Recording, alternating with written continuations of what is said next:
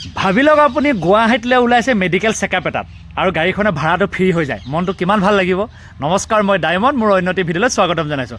আজি মই আপোনালোকক এইটো সংক্ৰান্তে কথা এটি ক'ম বুলি লৈছোঁ। কথাটো হ'ল মেডিকেল ট্ৰিটমেণ্টৰ নামত বহুতো মানুহ গুৱাহাটীলৈ প্ৰত্যেক দিনাখনে অহা যোৱা কৰি থাকে আৰু প্ৰত্যেক দিনাখনে ভাড়া দিবলগীয়া হয়। ভাবকচোন, কোনোবা দিনাখন যদি ছুপাৰ এখনত যদি আপোনাৰ ভাড়া নলীয়াকৈ বিনামূলীয়াকৈ আপোনাক যদি লৈ আহে, মনটো কিমান ভাল লাগিব।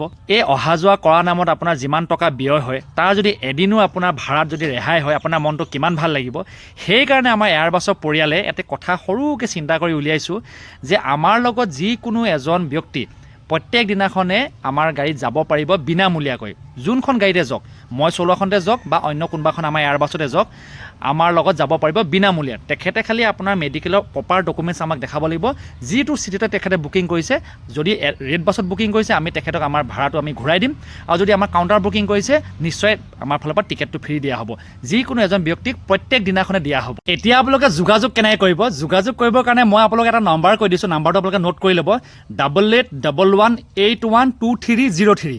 এই নাম্বাৰটো যদি আপোনালোকে কণ্টেক্ট কৰে, নিশ্চয় যোগাযোগ কৰিব পাৰিব। আৰু যোগাযোগ এনেকুৱা ধৰণৰ হ'ব, মেডিকেল পেচেণ্টজনকহে অকল ফ্ৰী দিয়া হ'ব। তেখেতৰ লগত যোৱা যিকোনো গাৰ্জেন হ'ব পাৰে, গাৰ্জেনৰ কাৰণে ফ্ৰী নহয়, গাৰ্জেনে টিকেট কৰিয়ে যাব লাগিব।